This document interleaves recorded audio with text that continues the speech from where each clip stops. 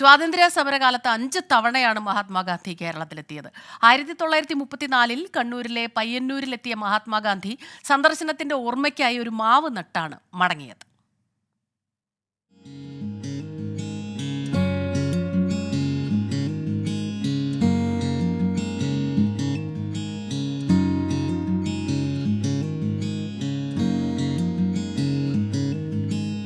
ഓർമ്മകൾ പൂവിട്ട് തലമുറകൾക്ക് മധുരഫലം നൽകുന്ന മാവ്.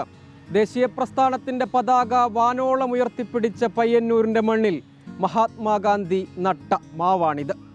ജവഹർലാൽ നെഹ്റുവിന്റെ അധ്യക്ഷതയിൽ ദേശീയ പ്രസ്ഥാനത്തിന്റെ സമ്മേളനം, ഉപ്പ് സത്യാഗ്രഹ പോരാട്ടം, ചരിത്രകഥകൾ ഏറെ പറയാനുണ്ട് പയ്യന്നൂരിന്.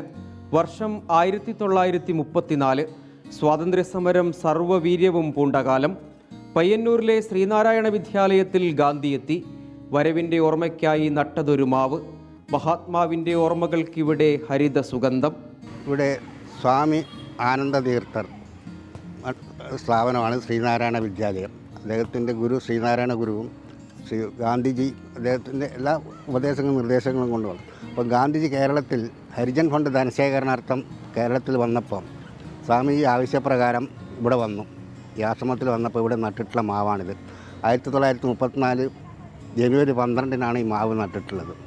അന്ന് ആ മാവ് അന്നും ഇന്നും ഇവിടുത്തെ പൂർവ്വ വിദ്യാർത്ഥികൾ സംരക്ഷിച്ച് എന്നെന്നും ഓർമ്മകളിൽ പച്ച പിടിച്ച് എന്നെന്നും നിലനിൽക്കണം എന്നുള്ള പ്രാർത്ഥനയോടുകൂടി എല്ലാവരും കൈകാര്യം ചെയ്തുകൊണ്ടിരിക്കുന്നു. ഗാന്ധിജിയുടെ രക്തസാക്ഷിത്വത്തിന് പിന്നാലെ ചിതാഭസ്മവും മാവിൻ ചുവട്ടിൽ സ്ഥാപിച്ചു.